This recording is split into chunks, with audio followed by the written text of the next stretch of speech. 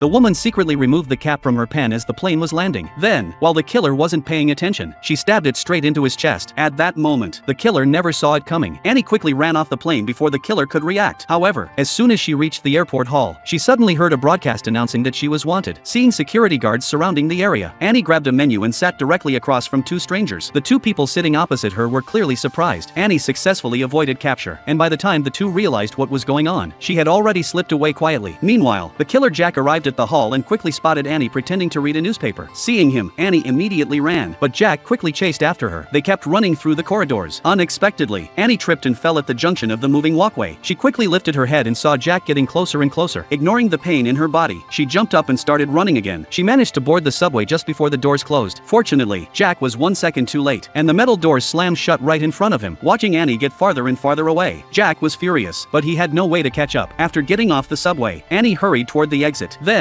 while no one was watching, she jumped into someone's car and drove off. She needed to alert her partner as soon as possible. Someone was planning to assassinate the president. But just as she dialed the number, her phone unexpectedly showed a low battery warning. Realizing the seriousness of the situation, Ellie quickly took action. She immediately got into the elevator and ran toward the president's suite. At the same time, out on the sea near the hotel, a fishing boat pulled up. A strange box inside was a grenade launcher, but Ellie was still busy clearing people from the area, completely unaware that the killer had already taken aim at their building. The next second, the killer pulled the trigger, and a shell fired straight toward the president's hotel. Fortunately, everyone had been warned in advance, and the president narrowly escaped death. At that moment, Annie was still on her way home. Her father was already being watched by the killer, but just as Annie was about to call home, her phone battery died completely. She quickly drove home, only to find a suspicious vehicle parked outside her house. However, the killer was not inside the car. Annie instantly realized something was wrong. At the same time, the killer hiding nearby also spotted her.